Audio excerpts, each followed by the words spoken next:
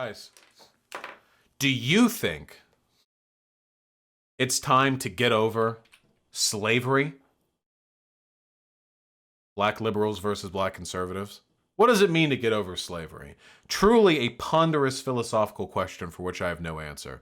Let's see what these enlightened patricians have to say. Hey guys, I'm Michael. I'm Evan. Thank you so much for tuning in to this Social episode of distancing. Middle Ground. After the episode, please stick around for a word from our sponsor, Skillshare. Learn how to get 2 months of Skillshare Premium. Can't advertise off me. Obama was a representation of something important. Obama didn't do anything but an abomination to True. us, to this whole nation. True! But probably not for the reason she thinks so.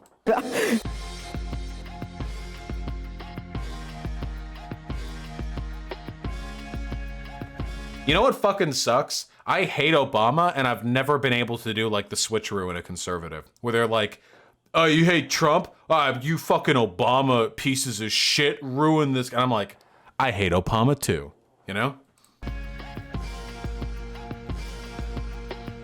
What's the biggest... That's Anthony Brian Logan. They did it again. They did it again. Fucking Jubilee. Liberals versus conservatives. Here's 3 liberals. I've got my little sister, Jill, and 2 college kids. Here are the conservatives. My name is Dark Warrior X. I have 690,000 subs on YouTube. Cool. My name is Dr. Miller Carlson. I'm a conservative news host and talk show radio head. I have shook hands with the president and I have had professional media training.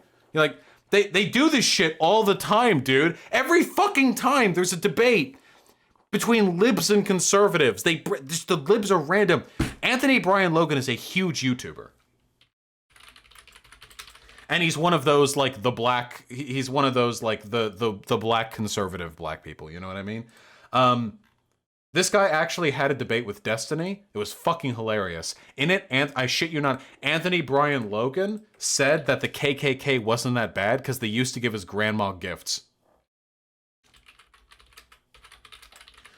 He was like, and people, you know, whatever they say about the KKK, you know, that's not the whole story to them.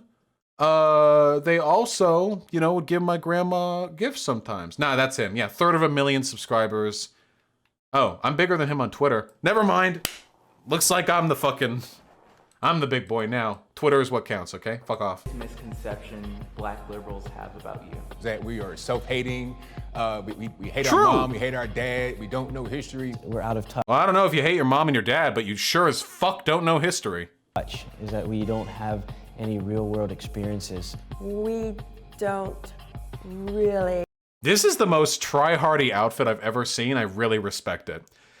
She has a Trump 2020 hat that's in a different color so that it matches her jacket. She has like an ascot American flag and a giant, this looks like a 4-pound cross necklace. Is this a fucking weapon? Holy shit. Yeah, this looks like a JoJo character. I want to draw this person. This looks like a fucking JoJo character. They know what we're doing. What is a misconception black conservative people have about you? Probably that I have no moral character. I believe in chaos and anarchy. Hey, whoa, whoa, whoa. What's wrong with that? No, I believe in the rule of law. I literally cannot comprehend the notion of anyone being American and black and having conservative views. When you're online, Me either. That is truly a fascinating one. But what are you gonna do? A lot of money to be made being a conservative black person. Anthony, you know what I'm talking about. behind the screen, behind the black mirror, you can say pretty much whatever you want, do whatever you want, but when you're right here, you gotta be a little bit more human.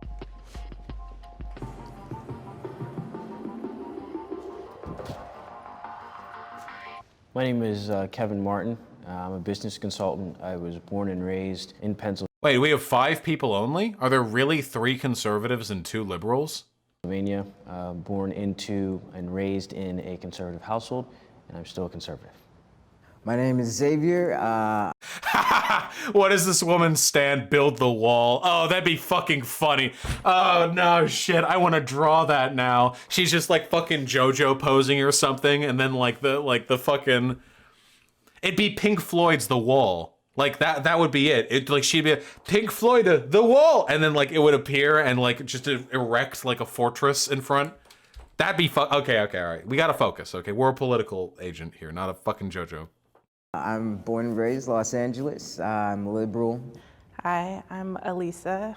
I'm definitely as far left as one can walk. And shit talking anarchy too. You fucking poser.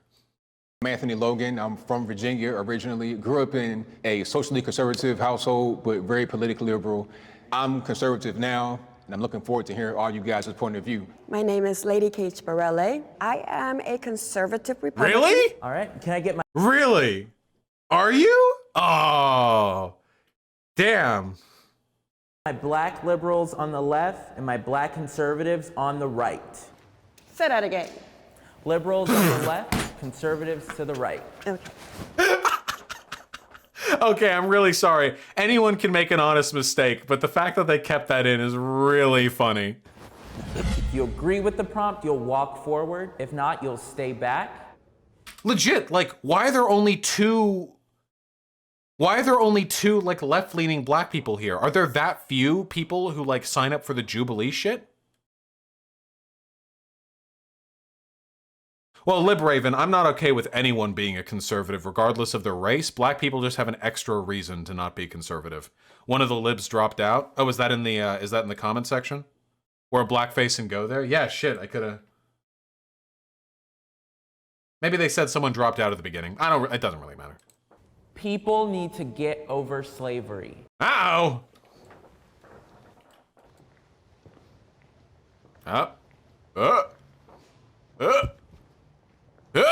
All right, so I guess I started off. I mean, we all know that slavery was a terrible thing. Yes. It was an atrocity. Right. It was a human tragedy. But Yes. we can't just be talking about slavery every day. It ended in 1865. This is 2020. We got to I don't think the question was whether we should talk about it every day. I think the question was, should we get over it? press forward. Our ancestors, they went through a lot. They died for us to be able to be here right now. Yes. And the best country on planet Earth. Yes. Take advantage of what we have right now, Right. rather than looking in the past and saying, oh, well, woe was me because of slavery. Right. You know, there have been other groups of people in slavery all throughout the world. They can't just stay in that state. So people, a lot of times, they Except, usually other groups that had been kept in slavery for a long time and then kept as a subjugated minority afterwards are still affected by the consequences of slavery. stay right in that place, and others are being able to pass them because mentally they've moved on while others have not. Oh, I really love that. That's a really it's a really common conservative talking point, that it's holding black people back to still talk about slavery. That all the Asian people have moved on, you know, because they were totally chattel slaves here in America, and the Hispanic people have moved on because they were totally chattel slaves here in America. But the black people, they just can't get over it, so everyone's zooming past them. I would love for them to explain what specific ways in which acknowledging the effect slavery has had on the socioeconomic situation in this country holds black people back. They constantly use slavery to put them in a victim mentality. I heard that one a lot too. This is, if anyone ever uses the term victim mentality, you can safely disregard everything they have to say. It is a fact of the matter that things happen sometimes, and people are victims of those things sometimes. Slavery victimized black people, and the effects of slavery have continued to affect black people in a way that makes them a victim to certain socioeconomic circumstances. It's not a victim mentality to acknowledge the existence of an imbalance.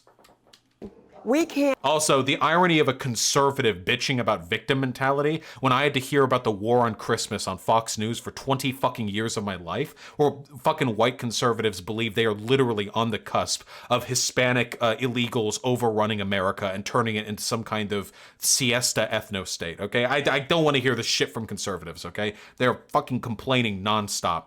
Remember that video that we watched from PragerU where he said that like white people are actually more discriminated against than black people?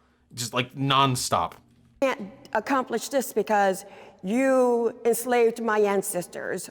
Slaves were taught English. Slaves were taught Oh no. Is this the direction we're going? how to become managers and secretaries and cooks and chauffeurs and how to build water tanks and all sorts of things. Damn. Well, you heard it here, folks. Slavery wasn't that bad. They were taught how to build water tanks.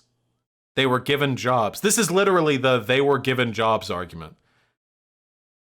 This is just justifying slavery. Wait, does she even think slavery is that bad? We're here now. Look, even ABL is uncomfortable. ABL is like the biggest dipshit fucking grifter in the world. Tanks and look all at his sorts face. of things. We're here now. Look, he's like, okay. Oh, what? He's like, okay. All right. He's, all right.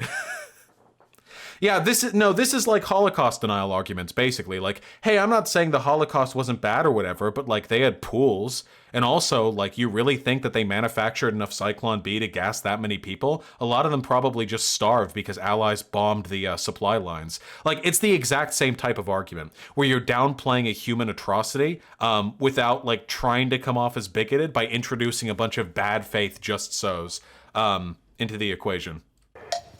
Yo, okay. All right. I really think... Yeah, they're like, okay, we've got to talk about this. I think, honestly, colonialism didn't teach us anything because we came from a society that was living and running. So I don't think we need to get over slavery. I think we need to talk about the repercussions of it, like generational trauma, like the system that exists. Well, look, she's making a face. She doesn't like the academic terminology. It's because of it. I don't think we should use it as a crutch to... There you go. As for ambivalence, or yeah, to hold yourself back, you know what I mean? I think it is a mindset as well. I think one of the most dangerous aspects of generational advancement is misinformation. I think a lot of young people, especially young men, especially young African American men and women, often have questions about why things are the way they are. True. Why do I get treated this way? Why has my mother gone through this? Or why has my grandmother gone through this?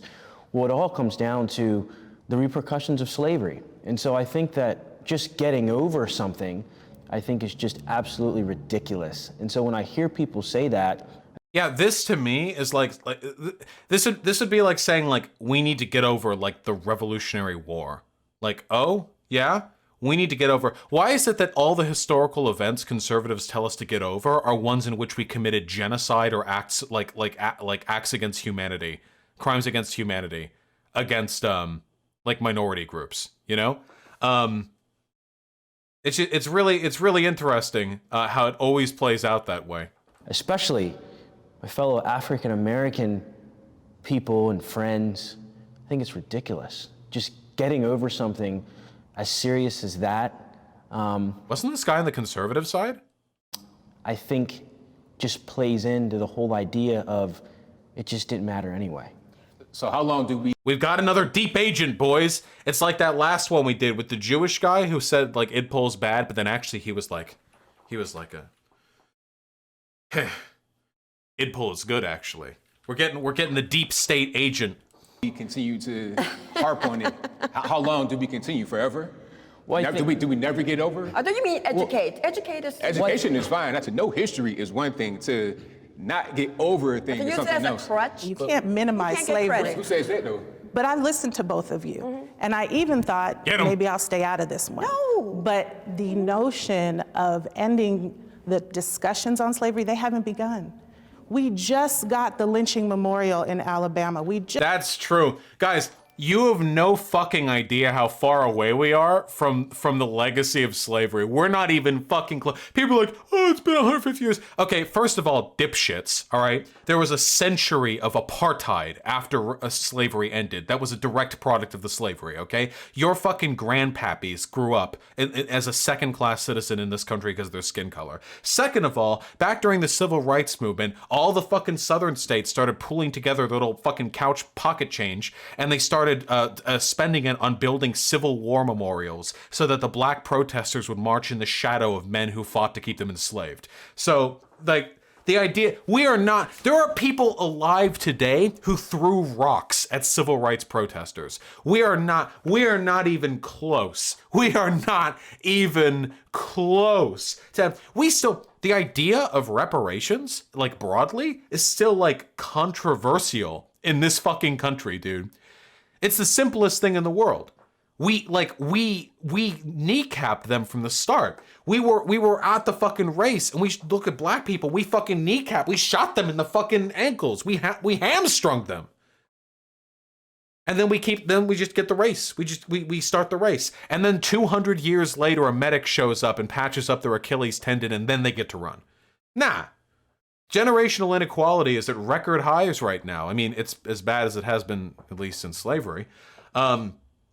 Black folks still are redlined in the same neighborhoods that they were back when they were second class citizens. We have not even begun to talk about slavery.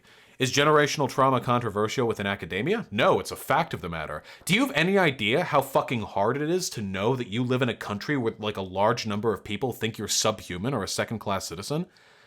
And to have that passed on? To grow up as a second-class citizen, you have to teach your kid, like, what kind of country do you live in? I mean, you were born in a country where your skin color kept you from going to school. Like, that shit passes down, you know? No, this is very much well accepted within academia. And again, I remind you that conservatives turn into fucking doomsday preppers the moment they hear wind that Obama wants to, like, put a fucking clip maximum size on AR-15s. That's all it takes for them to lose their shit. And fucking cram into survival bunkers with beans and fucking grits. That's all it takes for them. But, you know, centuries of being exploited and enslaved and discriminated against because of your skin color?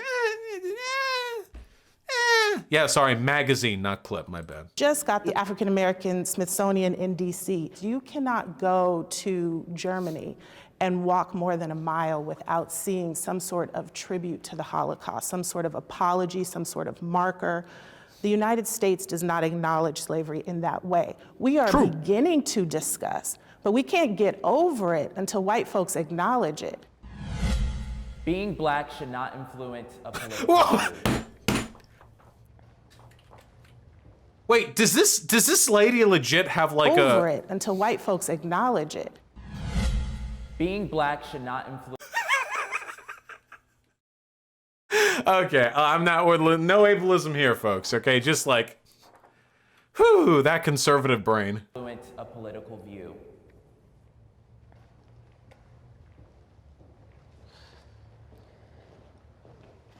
So okay, listen, I just want to make it super clear that as a based anti-liberal idpol Chad leftist, I just want it to be known, I do think that your race shouldn't affect the morality of the positions that you take.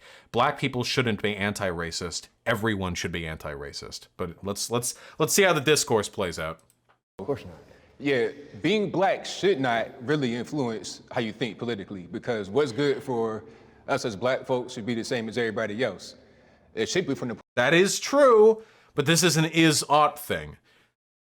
I agree that in a plain ethical sense, it should be the case that everyone holds the same positions because the morality of them are fairly universal. However, it is also a fact of the matter that by being black, you're going to be subject to personal experiences that might change your outlook on things. Point of view of me being an American and wanting the best for me in America.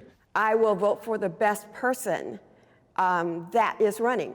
And so far it's been, in with a Trump 2020 hat. my situation, it's been Republicans, conservative Republicans. I vote based on the issues that I care about, and the issues that I care about stem from my personal experiences. As someone that was raised in a conservative household, I have different views on certain things. I have different views on pro-life and pro-choice issues. I have different views on economic issues. I have different views on trade and foreign policy. Is this guy like a libertarian? Is that why he's on the conservative side? He's like libertarian pro-life, but he also... I'm not sure. I'm interested. I want to see where it goes. I don't think that skin color should have anything to do with a political view. All right. I would say I definitely don't vote for candidates just because they're black. Ben Carson we could agree never on get my something. vote. However, I do feel very much a part of a group. I feel like I have a shared history with black people and descendants of slaves in this country, and so I do not vote just based on what's okay for me. I think people. I just want to say, I don't think there's anything wrong with that, for the same reason that I don't think there's anything wrong with like an emancipatory socialist nationalist movement, like Scotland United or whatever, or the Zapatistas or something.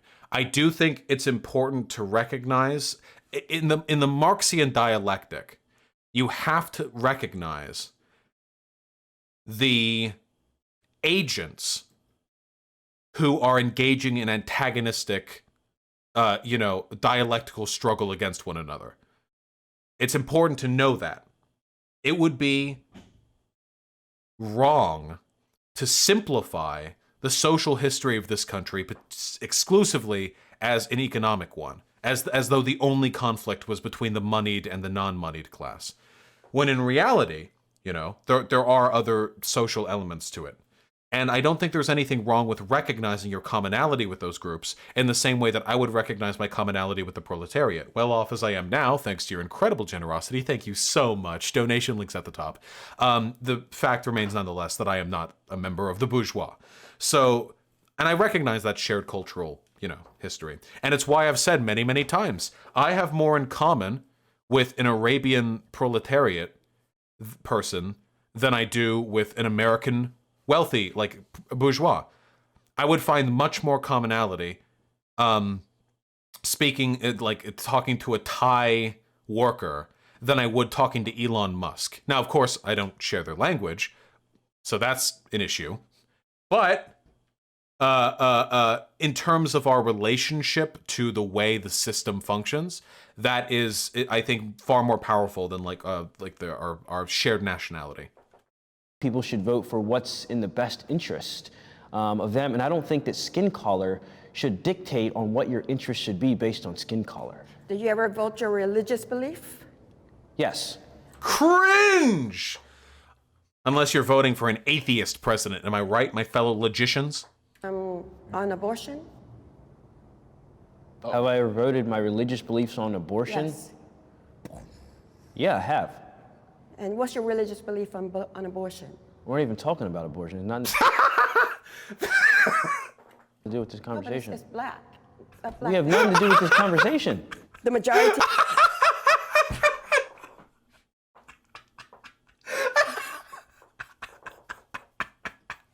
I just keep the video abortions going. are done to the black race. Well, I So want to ask you should. What? You say Wait, what? To the black. Have nothing to do with this conversation.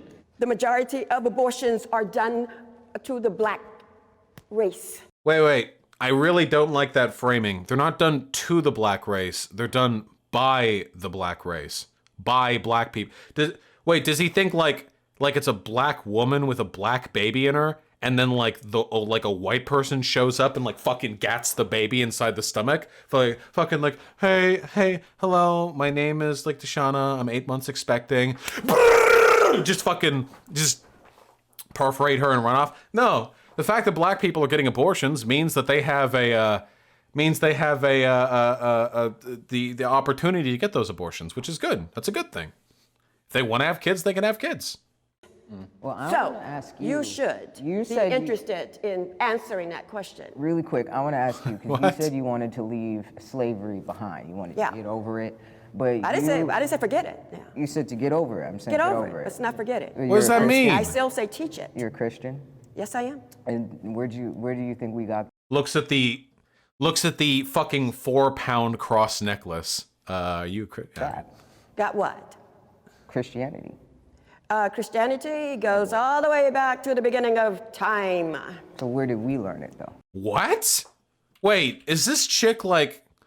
Wait, what is this chick's social? Wait, what is she like? They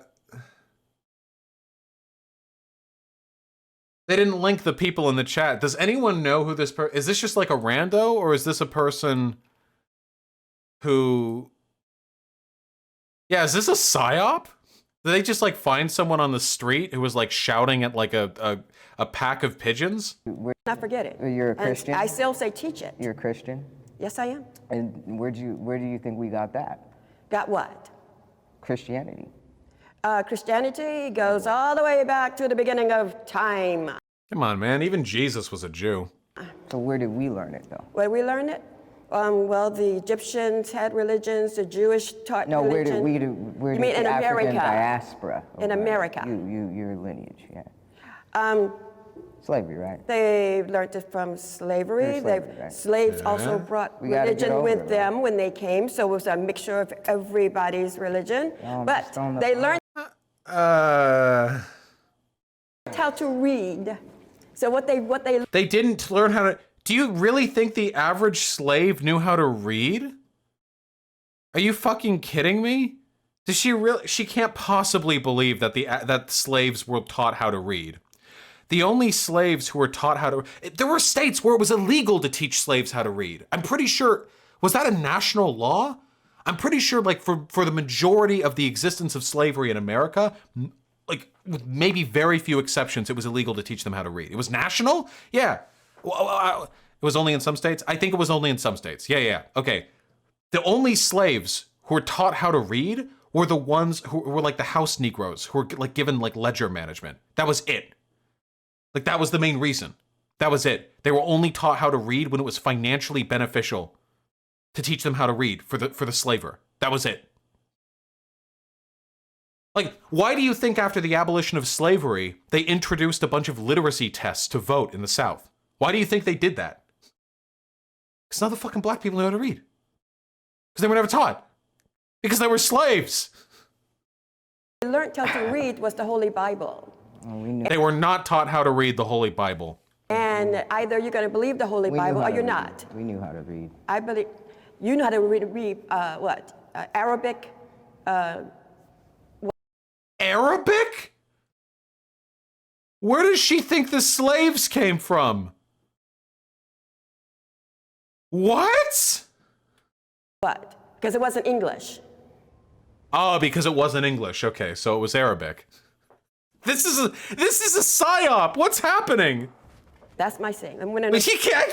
He doesn't even know. America now. Everybody should speak English. Whoa. Is that a hot take? Damn, we gotta speak English in America? Yeah, I think it is a little fucked up to say that in this diverse, multicultural country that has had people of different languages in it for centuries that you have to speak only English. Support the Black Lives Matter movement. Uh-oh.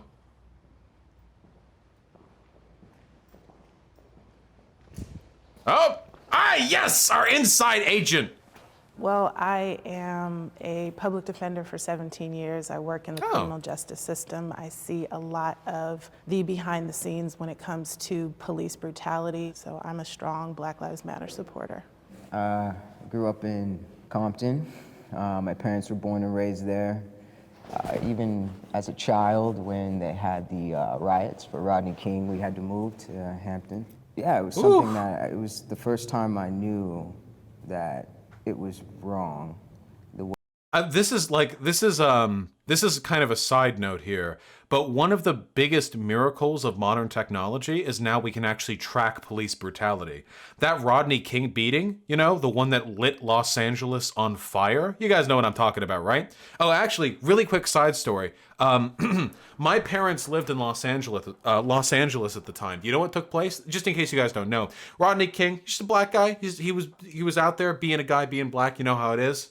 Kablamo. Cops, they show up, 4 of them, beat the shit out of him.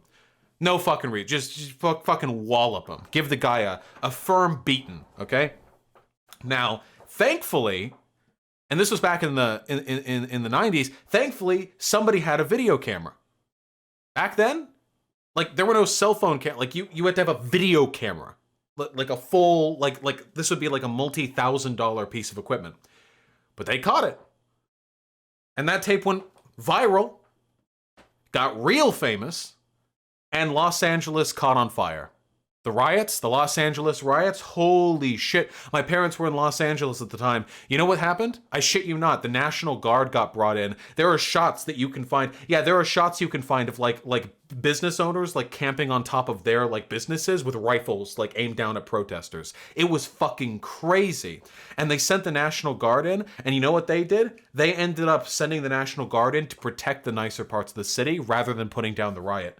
The whole thing was mismanaged deliberately because the police chief, the mayor, the governor, they didn't want to they wanted to teach the blacks a lesson. So that when the National Guard came in, rather than putting down the riot itself or protecting any of the businesses, I shit you not, they formed a wall around Beverly Hills. My hometown. They formed a wall around it. This is before my parents lived in Beverly Hills. At the time, they were just in LA. But they were just like, the riot gets to happen in Los Angeles. It does not cross the line into the wealthy people. It does not. The wealthy people don't get touched by it. They built the wall, and it kept Beverly Hills property from being damaged. But a lot of people got hurt. A lot of people died. A lot of property damage. And everyone was scapegoating it on the blacks. Like, oh, look at these uppity Negroes. You know, you get them a little bit angry and they burn the whole city down. Wow, great idea giving these folks rights, right? That was the discourse back at the time. No, that was the discourse. Oh, fine. Make fun of me. That's the discourse back at the time. You know, it was only a little bit after I was born that the Beverly Hills police chief had to resign after a controversy that came from him saying on the radio late one night. It was something like, boys, pack it in. First one to bring me an N-word. He didn't say N-word. Gets a cold one on me. And there was a controversy about that. That was after I was born. I was like just 20 years ago. Got sat it off that one. Cops, what are you gonna do, am I right? You're so privileged, dude. Well, nothing that I just talked about had anything to do with me. So I don't know what relevance there is to that. Wild though, right? Way the police, how they police the towns. It was the first time I got a sense of injustice. I'm just interested, since you identify. Bosh, admit your privilege? Is this like an actual contention? I've admitted my privilege like a million times over. But I grew up in a middle-class household, and everything that I'm talking about happened before I was in Beverly Hills. Yeah, I wasn't murdered in a riot. Let's acknowledge my privilege. I acknowledge my privilege all the time. People sometimes try to use it as an argument against me. Yeah, there are lots of poor people in Beverly Hills. In fact, my across the street neighbor was a personal friend of mine, still a friend of mine, like 13 years ongoing. And her mom was like this poor, like Syrian woman, like really poor, like dishwasher, like could barely afford. But she lived in Beverly Hills because she wanted to give her daughter like really good education. There are a lot of people in Beverly Hills who are just trying to make it by. Now it's up in Bel Air and up in the hills section of the hills that where you see all the mansions and stuff. I do have gamer privilege. As conservative, I was surprised to see you come over and how that lines up with your political views, or maybe just what your definition of conservative is. Since the movement started, I've been torn for far too long. We've had this guy's like really dramatic. I like this energy. The police on the right, and we've had Black lives, the African American community and the Black community on the left, and it's just constant fighting. And so I support the movement, I support the agenda, I support the mission. I just have not always supported the way that mission agenda was being carried out. I probably don't need to add much to this, but I'm pro Black Lives Matter. I'm sure you all probably figured that one out. Not a surprise, I imagine.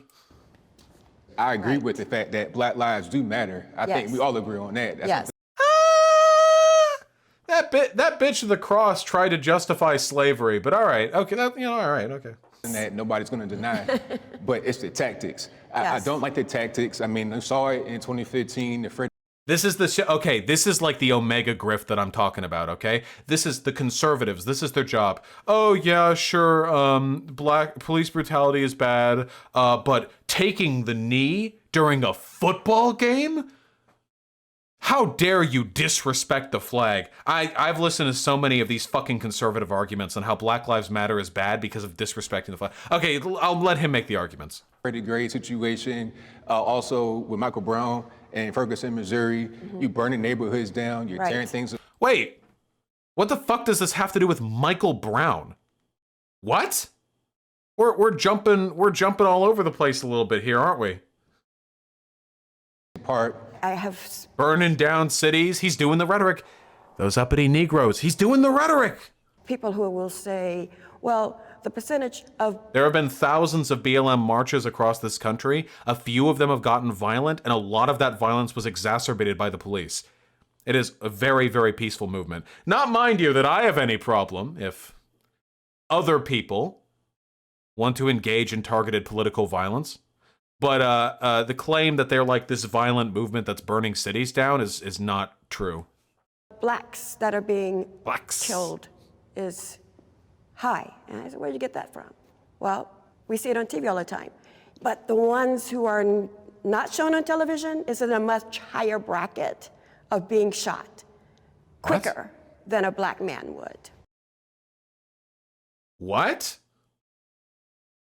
Wait, is she saying there's some ethnic group that's being shot at a higher rate than black man that people aren't videotaping? And that's shown with the FBI statistics. Black Lives Matter as an I've seen the FBI statistics. What are we talking about? organization is about peaceful protest and is about bringing awareness. There's no Black Lives Matter organizer who's ever looted a CVS. There's no Black Lives Matter organizer who has ever advocated for violence. So in terms of saying, look, I see somebody black on the TV who is upset about the murder of a young black male, that's not the same as saying Black Lives Matter is therefore responsible. Likewise, I'm not sure which FBI statistics, but African... Yeah, me either. I'm really curious about what other hidden racial group is being shot by police faster than black men. American men are definitely the most killed by police. It's a very specific statistic. Police aren't killing white folks like that. We can't just leave it there and say, well, we're being killed more, therefore it's a problem with race. Why are we being killed more by the police? Hello, my name is ABL. Despite making up only 13% of the population, I'm just reading from Wikipedia here. Despite only making up 13% of the population, we commit 50% of the violent crime.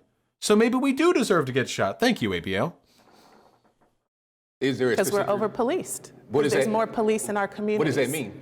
It means that the ratio, the number of police, at any given time where I live, I am going to see police officers every hour. I'm going to see patrol vehicles in a way that I don't see when I'm in predominantly white neighborhoods. True. Hey, drive around Los Angeles sometime. Folks, you want a little fucking driving game? You know how many, in Beverly Hills, you know how many cop cars there are? There are none. There are no police vehicles in Beverly Hills. Now, if something happens, they'll come to you, of course, but they aren't ever patrolling. Why would they? But if you go down to East LA or Koreatown, those motherfuckers are out on every block. And the problem is this contributes to a cyclical system of disproportionate policing. Think about it. So poor folk tend to commit more crime. That's universal. More black people are poor. Racism. What are you gonna do? So more crime gets committed in East LA than in Beverly Hills.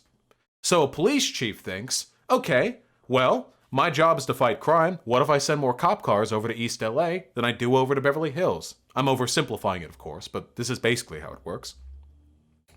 What if we sent more cop cars over to where more crime happens? That way we get to catch more crime. That makes sense. Well, the issue is, the more police officers you have there, the more crimes you're going to detect, which means that you're going to see a higher proportional increase in crime committed in that area, and you'll find that crime will actually go up, not down, if you over-police areas that commit more crimes. Not to mention, the more folks that you arrest in a poor area, more black folk you arrest, that's taking, usually, fathers away from children who grow up without their fathers, lesser economic opportunity, greater chance of committing crime themselves, and kablamo. You end up feeding into a system. The intuitive logic is to over-police areas that commit more crime, but the actual best way to prevent crime is to not do that. Economically invest in those areas, police them at the same rate of other areas. That's simple, okay? 2 cop cars in these blocks, 2 cop cars in those blocks. Maybe this block can get a subsidy or a grant or a business investment or something like that. Yeah, the only time cops ever show up in white neighborhoods is when you fucking roll over a stop sign a little too fast or run a red light. Beverly Hills is just nothing but fucking red light cameras. Legit question, if arresting fathers destroys family, should we just ignore some crime? No, we shouldn't ignore crime. If crime's committed, and if that crime's detected, it should be treated appropriately. However, we have to recognize that over-policing will lead to a disproportionate disparity in those communities that will only further the problem long term. That's an issue. What we should instead do is work on economic restitution, fixing that area, you know? Working to maybe not send as many police officers over. What if we sent more garbage collection agencies over? What if we sent some street cleaners over? Do you have any idea how shitty fucking the streets in East LA are? Maybe make the streets a little bit cleaner. Don't kick up the homeless camps or nothing, but maybe make it a little nicer to walk around, you know? Maybe try to have a different type of police engagement with those communities. Have people on the ground, have cops, maybe in pairs or in trios, actually walking around neighborhoods, you know? There's a huge difference between having cops patrol on foot and cops patrol in cars. When you're on foot, you're a human being. You can be talked to. You can speak to them. There's a human engagement. When cops, have cops be from the community. Exactly, Hyena, good one. Cops who are familiar with the socioeconomic and the cultural peculiarities of that particular area. Yeah, having community police relations. Hey, how much of a community police relation can you really build if the cops are all just these terrifying arbiters of the state that peek at you through tinted fucking police car windows? That's not great. You want to have folks trust the police, but they can't trust the police until the police do something for the community that isn't just stealing fucking parents away. Statistically, and this is actually my line of research, Black youth are seen as 4 to 5 years older. We're seen as scary. We're seen as intimidating. So that's why you see situations like Tamir Rice. You see. That's true. Have you ever been hitting up the town with a black girl or something? Like a friend in like high school or something, and she has her sister with her, and people will treat her like she's a mom? That happens so often. I know so many fucking black siblings where the older one of them got referred to as a parent of the younger one rather than the sibling. Like there will be like a 16-year-old girl with an 11-year-old girl, and the teller will like, you and your daughter, you know, like it's really weird. Like, do they just think black people look older? Like I don't get it. I get it, like, black don't crack, you know, if black people are 50, sometimes they look 30, like, sure, but at the younger end of things, I really feel like a black 11-year-old and a white 11-year-old look pretty 11. The police reacting quickly with lethal force because... He had a gun, looked like it was real, though, you know? But there was no one there. Let's say what? He had a gun, looked like it was real, though, you know? But there was no what? lethal force He had a gun, looked like it was real, though, you know? Oh, he had a fake gun. Okay, he said he had a gun, looks like it was real, though. But there was no one there. Let's say he had a real gun. Why couldn't the police say stop? He was killed in less than 15 seconds, a 12-year-old boy He was pointing the gun with a at BB people. gun. No, he was not. Like when I had a BB gun when I was that age, and it looked real too. And you know, my parents told me, do not go outside with that. And I'm in the all-black. Not an excuse to be executed by the state as a fucking 10-year-old because you're holding... I'm pretty sure that kid was not...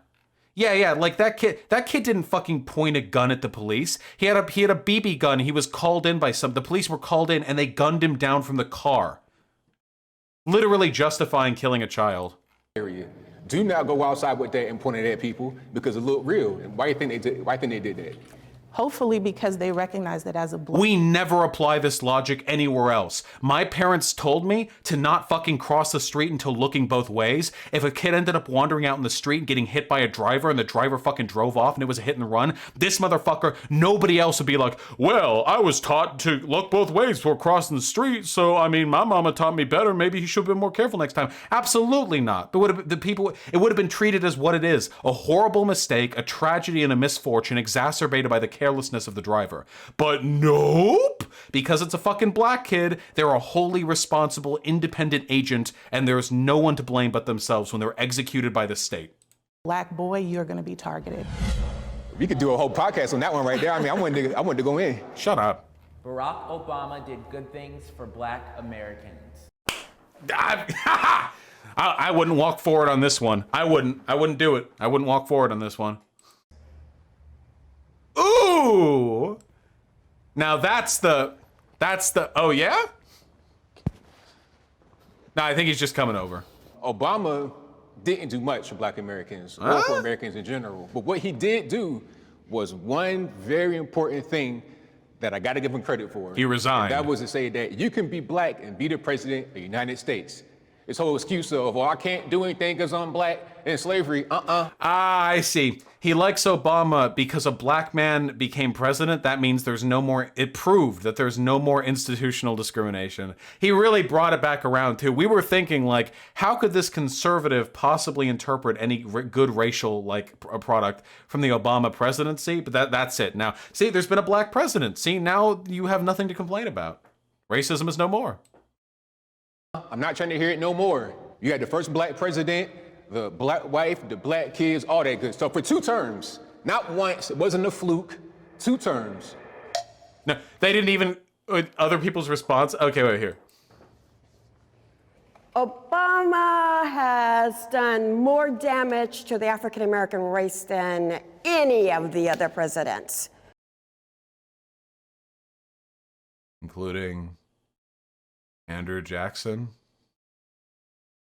or, you know, the ones who owned slaves. When I make this a YouTube video, it's gonna have her fucking face on the front of it, and it's gonna say something about how she's pro-slavery, okay? This woman is too much. He came into the presidency lying. He lied to our faces to get elected. Then once in, What do you lie about? he disavowed. He just forgot about the blacks, What did he first of li- all. what did he lie about? All of us. What did you forget about? What the fuck are we talking about? Obama didn't do anything but an abomination to us, to this whole nation. Yo, Yo, this bitch is crazy. Yeah, me too, buddy. Hey, me too. I mean, I agree with what you said. You know, he did a lot of damage. And the main thing that I remember from his term was when he had Black Lives Matter in the White House while Ferguson was happening, while it was happening. Hey, you guys are doing a great job out there. Whoa. You guys are doing fantastic. Didn't say, hey, tone down the rhetoric a little bit maybe because you got some problems. Nope, you guys are doing a great job. Keep on going. so That's not even close to what happened, but okay. What did it, like, Obama, like, gave a thumbs up? He's like, yeah, Ferguson's doing great. Like, what the fuck are you talking about? Obama was a representation of something important, but also I think the whole thing is a big puppet show, and you know I wasn't really sure. Amen, brother. I'm never really sure what's going on behind the scenes, so we don't know what kind of deals are being made. I do think that there was people that benefited from some policies that Obama put in place. Homosexuals. And I also believe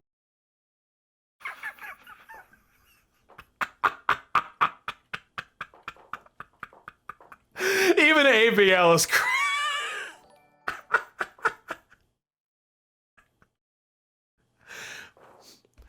Oh, that's good. That's really funny. Like, yeah, yeah, this woman's like JLP. This is legit like JLP tier stuff. This is really funny. Look at it. What is this face? Guys, you interpret. Is this face like she's right, but she's dumb? Or is it like, God damn, she's too much even for me? What do you think? Is it 1 or 2? What do you think?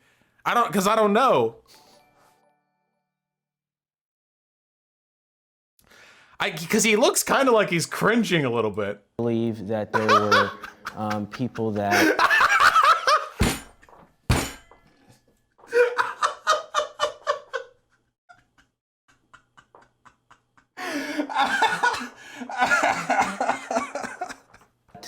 did not benefit. And so I think that there are obviously good things about the Obama presidency, and there's things that I disagree with the Obama presidency. We got to educate you, young brother. Educate me? Yes. Did you go to college? Yes. Where'd you go? Southern University in Pepperdine. What did you study?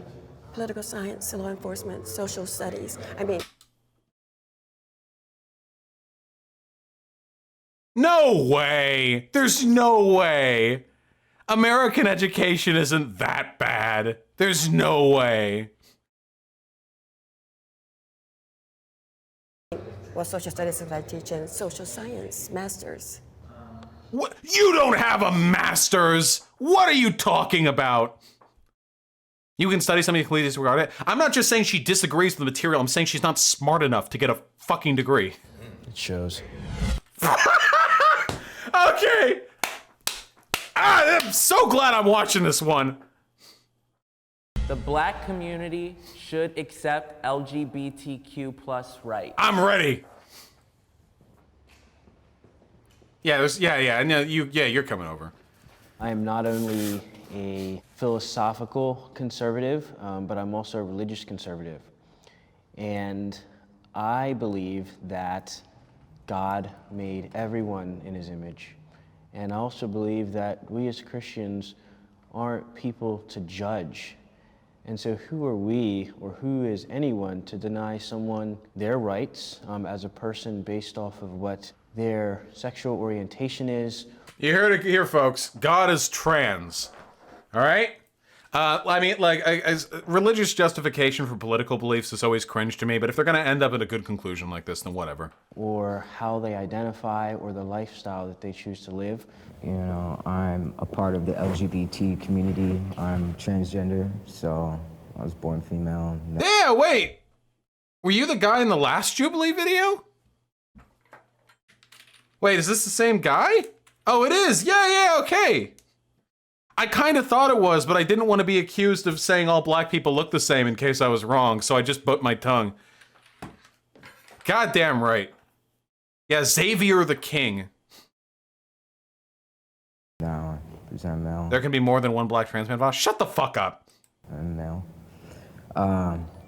Yeah, it was an interesting road, even getting my family to understand, you know, who I was at times. So I think it was like they didn't want me, for lack of better terms, to have another cross to bear, which was what they felt like it was another burden or a condition that would make me less than. But really, intrinsically, like, we're all worthy. Yeah, bring it in. Let's hear it. Okay, human rights is one thing. Sexual rights is a whole nother thing. Interesting. That's an opener. The majority of the black community are religious. When it goes against their beliefs. Wait a second. Didn't this woman just say that being black shouldn't affect your politics, and now she's arguing that because you're black, you shouldn't support LGBT rights? Maybe you shouldn't let your blackness determine your politics when you're voting for who will or will not treat you like a human, but when it comes to letting gay people in, that's when you really let your inner black out. Beliefs? Yeah, no, it shouldn't happen. And Why? gluttony is part of the human race. People glutton too much. And LGBT, XYZ, whatever. She's Jesse Lee Peterson. This is just Jesse Lee Peterson. They're gluttoned. All right, now my viewpoint on the thing about LGBT rights. Also, I like that argument there. Her two arguments were black people are religious, so you shouldn't be gay, even though gay acceptance is above 50% for black people. And also, I earlier said that you shouldn't determine your politics based on your race. And her second argument was you shouldn't be gay because you're having too much fun. That's what it means to be a glutton, you know, when it comes to sex. Like, that's the argument. Like, you know, the Chad fornicator versus the virgin chaste, well, virgin. Rights. What are we talking about exactly? I want to be very specific with this particular thing, because when I hear that, I'm thinking about Dwayne Wade's son. He's 12 years old. Dwayne Wade's 12-year-old came out as a trans girl and changed her name to Zaya. Based? Also, notice, by the way, this is actually a really, really interesting little study, because when we talk about LGBT rights, there are very obvious, simple questions on this one. Do you think gay people should be able to marry? Do you think gay people should be able to adopt? Do you think it's wrong to be gay? Like, these are very simple. This is what affects most people. But ABL, who has to come off as anti-LGBT without actually looking like a bigot, because that's his grift, has to say, well, when I think about LGBT, I think of this one 12-year-old trans girl who's the daughter to a famous person. That's what I think of. I'll completely sidestep the entire conversation so I can pretend that all of LGBT rights issues are oriented around this one person, you know? So, do you think a 12-year-old boy should be able to call himself transgender? Is that what we're going to do? Do we think that we should have... I like the little thing at the bottom. She is supported by her family in her decision to come out. Damn. 4- and 5-year-old children on puberty blockers, hormone blockers? No, because... nobody who's 4 or 5 is on puberty blockers. Shut the fuck up. Literally no. Every time I hear this number, it goes lower, dude.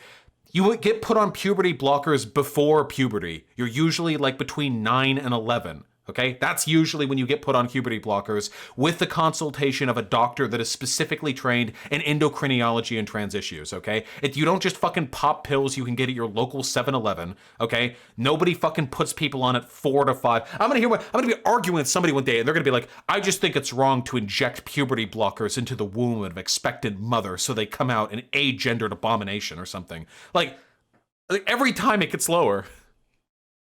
Oh yeah, true. Okay, wait, I should clarify.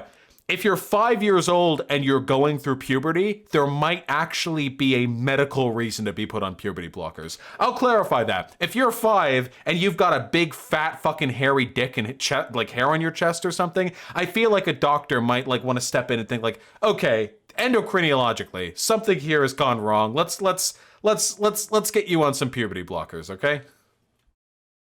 They think at that age, they're transgender. You can't even get a tattoo under the age of 18. You can't... Damn, you can determine your identity as a kid, but not get a permanent cosmetic, accessory? Damn. Smoke cigarettes, you can't drink beer. Damn, you can't take illicit substances that have been proven to affect the development of the brain in a negative way, but you can make decisions about your identity? Wow. I mean, when you point out the fact they're completely different things, it almost sounds reasonable. If somebody wants to be gay, trans, whatever, as an adult, that's fine. My uncle, my favorite uncle, died of AIDS, was gay. That was my dog, 100%. If you gay, that's your business. I don't care. That's you. That's not me. That's you. We're talking about... Look at him. He's like, oh, God. This guy's been on Jubilee plenty of times, the Xavier guy. I know he's here for it, but like he's like, oh, the cringe. LGBT rights, what do we mean? I mean, I think it's the right to exist. Dwayne Wade's daughter knows exactly who she is.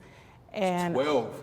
And she doesn't. Right. And dude, 12-year-olds know when they're fucking cis and straight. Nobody makes this argument. If you had a fucking assigned male at birth, fucking boy, and the 12-year-old's like, I'm a boy, I want to get some boy clothes or something, you wouldn't be like, I'm sorry, you're 12. You'll be put in gender-neutral clothing until you're 18 years old. Nobody says this about straight people. Fucking 12-year-old is like, hey, I think I like boobies. And the parent is like, I don't think it's natural for a 12-year-old. All of these highly fallacious presuppositions rely on the idea that like being straight and cis is the natural default, which cannot be questioned, and being trans or not straight are like these aberrant things that need to be quadruple checked before they can be accepted as legitimate. And there's definitely research that says that, you know, anybody under 25 years old, that your brain is not fully formed. True! My girlfriend's 24. Could fucking bop them.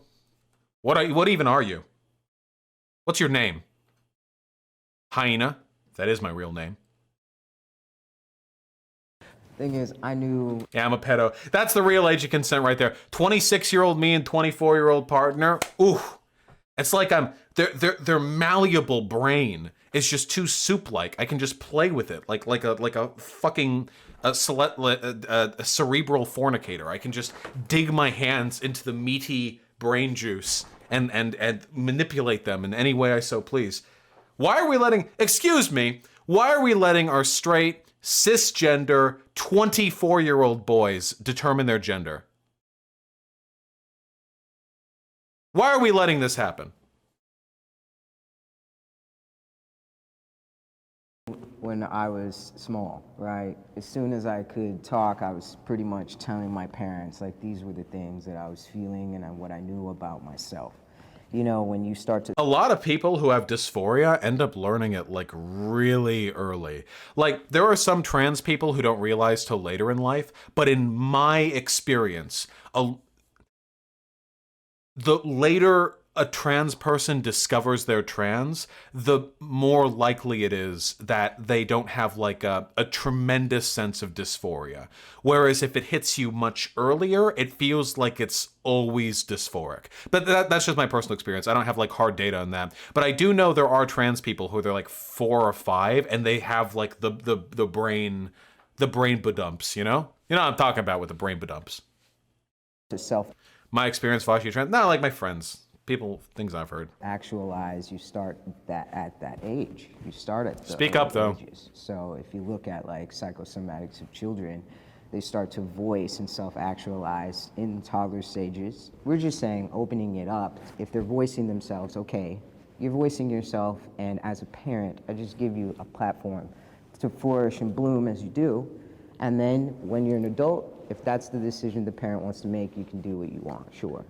Yeah, I just want to make this clear. Like, I'm really pro-trans. I don't support sexual reassignment surgery until 18, until they're an adult, you know? The reason why I'm okay with puberty blockers before 18 is because puberty blockers are reversible. Puberty blockers don't, like, if you take puberty blockers from 11 to 13, you're not going to go through puberty. You stop taking them, you go through puberty. Maybe you'll be a little shorter, maybe. Maybe you'll have a little bit less bone density. It seems like these are overall really, really well-tested, very, very reliable medications. Yeah, and earlier, like, this person said a 12-year-old is old enough to be treated like an adult when getting shot by the police. So yeah, this person is hardly speaking from a consistent ground when it comes to treating young people as adults. Vosh, what about titty skittles under 18? Yeah, maybe with like a lot of doctoral supervision, because even that is reversible. To an extent. It's not about getting all the trans stuff going on done before 18. It's about making sure a potentially trans person does not have a childhood that's going to fuck them up later in life. Okay? So wait, just really quickly. I've said this a lot before, but this is very, very important to me, okay? Because I really believe in freedom and self-actualization. And sometimes there are types of freedom that we can only attain if we act early, okay? For example, if you have a debilitative condition that if not treated properly leads to you being in a chair, like the wheelchair or something, you need to get that shit treated early because otherwise you're you're trading off future freedom for like accessibility now. And the trans issue is very, very much related to this. What is self-actualization? Being able to live your life in a fulfilling way that it is an expression of how you want to live your life. It's like a form of authenticity.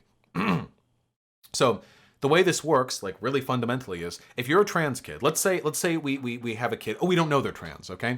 They're 12 years old, they feel dysphoric, they've talked with a doctor, they've talked with their parents, the doctor's consulted with the parents, now we have the doctor saying, hey, maybe you can take puberty blockers, you know? You're just about to hit puberty, maybe we can take those puberty blockers, see how it goes, okay? And we have two worlds, all right? You take these puberty blockers. Already, if a doctor prescribes you puberty blockers because you might be trans and have dysphoria, there's a really high likelihood of you being trans. The idea that the conservatives push of like 98% of people going off puberty blockers without them being actually trans is completely false. It's just not. The vast majority of people who end up taking the road down to being trans, you know, to medically addressing their dysphoria, end up being trans. You know, like they have a high bar before you can get this going. But let's say you take it, okay? You're assigned male at birth. You're 12, you start taking puberty blockers because you don't want to have a male puberty, you know? Now, we wait 3 years. 3 years down the line, okay? Two options. Either A, you realize, yeah, I'm definitely trans, okay? Like for real, okay? I'm super trans, all right? Get me them titty skittles. Or B, I'm not trans. This was all a mistake. Here's what happens, okay? If you aren't actually trans, you get off puberty blockers, you get puberty late. That's it. Maybe some bone issues, low likelihood, low severity, seems to be totally fine. Maybe you're an inch shorter, whatever, okay? That's it. It's that simple. Puberty blockers have been used for decades on cisgender people for a wide variety of endocrinial disorders, correct.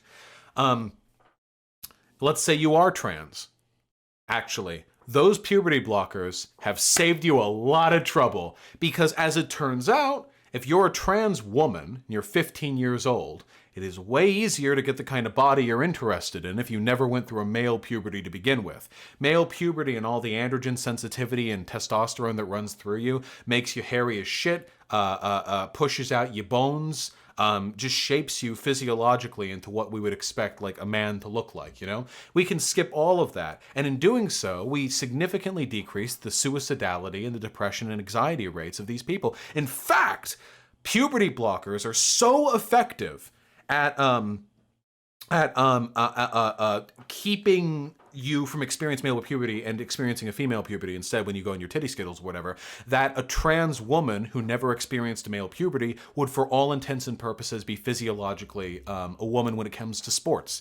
Sometimes that sports stuff gets a little bit dicey, like what if you were an athlete, like a male athlete at 22, and then you transition, like, you still have some benefits from your androgen sensitivity, but if you are never went through male puberty at all, you are, there's like in every sense, athletically, like on par with a woman because you're a woman. Which is really cool. Right now, there's a lot of discourse and anxiety concerning trans athleticism, concerning whether or not like trans women can ever actually really pass. Nobody talks about trans men. I don't know why. Nobody talks about trans men, but keeping in line with that tendency, you know, speaking about trans women, there are a lot of these questions, and almost all of them would be addressed if we used puberty blockers more responsibly. Wouldn't that be incredible? I think that'd be incredible. Reduce suicidality, you know? And also, even if you're not trans and you're just a filthy fetishist, even if you're just a fucking chaser or something, normalizing puberty blocker treatment for prepubescent people who might have gender dysphoria is one step closer to the Fuda hentai. Just true. Just big, huge boobies in the dick. It's true. It's true. It's true. The Fuda hentai. Yeah, I know. Yeah, I know. Yeah, it's true. It's one step closer, you know? And that's objectively good. I completely agree. I think there is, don't actually be a chaser. I was just being facetious. I think there is a lot of fun variety in having men with vaginas and women with penises. Not all women who have penises want penises and vice versa, of course.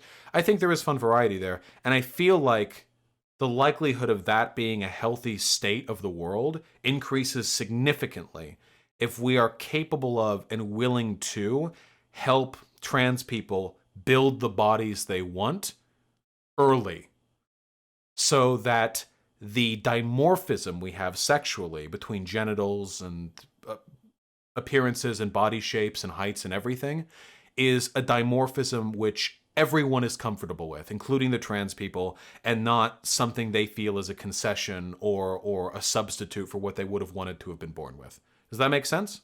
I think that makes sense. That make genitalia a big thing? Well, no. I mean, it is a thing, but it's not hardly like a overwhelming determinate characteristic. Anyway, that's it. I rambled for a bit there. It's important. That's the decision my parents said. Did you kind of say what he said? So you kind of like on the same page with me. Like This is what my parents did.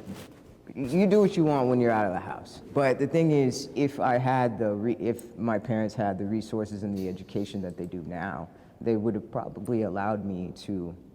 They would have offered me a decision that would have helped me, live my life. But you can't say that because it didn't happen. It didn't, but it can now. Because we have There's those a resources possibility? now. We have those resources now. You There think they would have would? been What? I think my brain actually short-circuited. That actually like took me a second. But you can't say that because it didn't happen. What? Live my life. But you can't say that because it didn't happen. It didn't, but it can now. Because I remember there was a philosopher who argued that one of the most essential components of humans becoming smarter over the past 200 years is our ability to engage with hypotheticals. Hypotheticals are one of the best ways we can test people's values. I've noticed a lot of conservatives have difficulty engaging with hypotheticals. They get frustrated, angry. They even think it's like a dishonest argumentative tactic. Destiny has dealt with this plenty too. They don't like engaging with hypotheticals. They don't like having their beliefs tested. They just have very simple, very childlike beliefs that they stick to. They don't have like any broader understanding. They just have to hammer in on that because they don't want to have their beliefs tested. I think it's legitimately like the sign of like a lizard brain. Like I'm not joking. I think that it's a less developed brain. We have There's a those resources possibility? now. We have those resources now. You There think they would have wouldn't? been if they had the resources that they have now, definitely. All you got to do is listen. You're just listening. I have felt excluded from the black community. I hope every motherfucker here on the right walks over so I can say good. Probably the first aspect of being excluded from the black community is by the way I talk. So I was adopted to a Caucasian family. I was raised around in a completely different culture than what most African American people are raised in or around. Where the black community is saying, look, you don't believe like us, you don't think like us, you don't vote like us, and so you're not one of us. This to me is super fucking cringe. Not what this kid is saying, but the fact that that happens, okay? Listen, I get like forming cultural solidarity because you're black. If you're black, if you think like another black person isn't black because they talk white or something, like fuck off with that. That's fucking cringe, okay? And it's also kind of fucking racist too. Like this guy's intonations are probably closer to what mine would be rather than like to what ABL's would be, for example. I don't think any way is necessarily better than the other. It's just a different way of speaking. But the idea that like this delegitimizes him in some way is really, really fucking cringe to me, okay? Just contend with ideas. And by the way, this ostracization actually makes it look really fucking bad from the outside, like the black community. What do you say when there are black kids who like talk white and they like work really hard in school and they get called out for acting white? Like it's not black, like it's anti-black to study in school, or it's anti-black to speak a certain way. I've seen that shit happen. It's not good. It's pretty cringe. I understand there's a sort of reflexive defense against whiteness in many black communities because they've been the victim of whiteness for so long. But I mean, when it's being, that reflexiveness here is clearly destructive. Yeah. I felt excluded as well, you know, with the queerness, transness, you know, when people get to know me and learn that, then they're just like, oh yeah, I can't be doing all that gay shit, blah, blah. Like, you hear a lot of different stuff, you know. Being anything doesn't make you any less black. Just by being conservative, friends that I had coming up in the black community, people that I known from just being out and around in Virginia, someone would kind of turn their back on you, or you want to support Trump, you hate black folks, all this, that, and the third. Now I feel like some of that's kind of going away because a person like me being a black Trump supporter is less of a novelty at this particular point. Now it's kind of like a normal thing. It's not. If you look at the numbers, it's not. Also, this is completely apropos of nothing, but Big Joel tweeted about me like last night or earlier today or something. I think it was last night, I don't fucking know. And somebody is like insisting I'm a Strasserite. Do words mean anything anymore? I'm sorry, I should be paying attention to the video. my dumb bitch alert went off and I had to go detect the source. These people out of here. All right, I'm paying attention, I'm here. Yeah. But we're not all the same. We know we're not monolith. Everybody have their own, we are our own people. We're a diverse group of people. I mean, and I play hockey. So a lot of people are like, man, black people don't do that, man. We do everything. Come on, man. Black people don't do that. I'm like, hey, man, black people do everything, we can't do, man. So, we do it all. I mean, I agree with that. I do think, okay, wait, here's the big cringe. Are you ready? Everyone get ready to post the cringe emote. I don't know what its tag is, okay? You ready for it? Here's the big cringe, okay? I actually do think that sometimes there are black people who have an unironically toxic victim mentality and they reify it by trying to define what blackness is as this completely like exclusive collection of cultural and social norms that they attack people for not holding to. This is like those you talk white or you act white. This is the black parents who get upset when like their kids date like white people. This is, oh yeah, I mean, every group does this, Hyena. I'm not denying that. I'm just speaking to this group specifically and the ways in which this happens. There's a really big one. Oh yeah, the way white women the way black women will shit talk black men who end up with white women. And the way black men will do the same to black women. That's really weird. To me, that happens a lot. I see a lot of that shit on Twitter. Black women getting real fucking mad that like their black kings are going after white women or whatever. Like, I just want to clarify. I don't care if your great grandperson was a slave or if you're a victim of systemic poverty. That's unironically being anti-race mixing. What the fuck is wrong with you? That this actual fucking racial supremacy that like stop. Yeah, just stop. Don't do that. Why would you do that? It's racism. It is racism. It is racism. Now, you can make an argument that there's some big broad, they see it as selling out. That's racism. If you think it's selling out because you're the black guy you like fell in love with a white woman, like that's racism. I understand that there's a cultural relevance to the idea that there is something problematic about the dynamic interracially between black and white people and how white people are used as social status in black communities. But I'm sorry, woke anti-race mixing is still anti-race mixing. I'm really sorry, guys. You can sociologically justify it all you want. You're still anti-race mixing, and that shit's fucked up. Don't care how fucking woke it is, dude. If I want to hear like it all leads to the same goddamn conclusions. If I could go over to Palestine and I want to hear some Palestinian person like berating their child for like seeing an Israeli person, actually maybe that beration would be legitimate because I feel like if a Palestinian person and an Israeli person were caught together, like the Palestinian kid would get shot or something. But here in the States, at least, like I can go over there and I can hear a spiel on how, hey, listen, you know, the movement away from our community through interracial marriages and the dissolution of all culture has been a long-standing problem for hundreds of years here. You don't want to get rid of all the culture. Dude, this is just woke white nationalism, except it's for black people. Stop. I've never been outside of or excluded from my race. I'm cool with everybody in my race, and I'm cool with everybody in other races. I ran for political office. I've been member of Park Mesa Heights Neighborhood Council. Did you win? I did. Good. Yeah, I represented Hyatt Park. I wanted to say something. Even though I have felt excluded before, black people in my life have been the most welcoming, loving, giving people that I witnessed, you know, regardless of, you know, my background as well.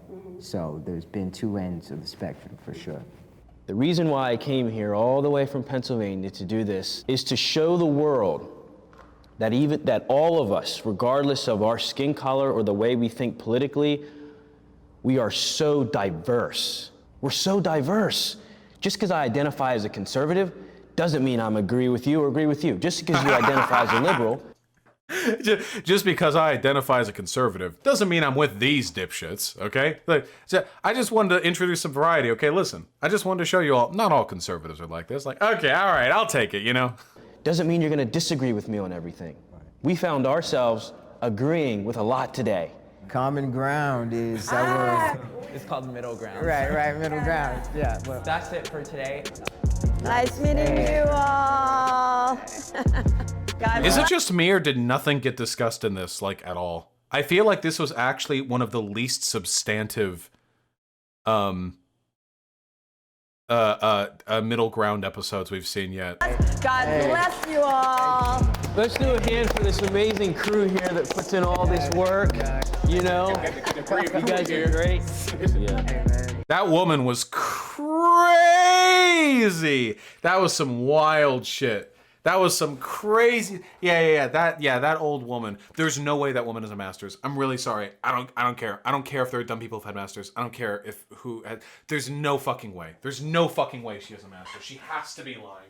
My brain cannot reconcile. I worked for my degree. You guys know that. I put effort in. There's no way I can't have it devalued like that. I just have a bachelor's too. I can't have my bachelor's degree devalued in this way. I can't let that happen. It's too much.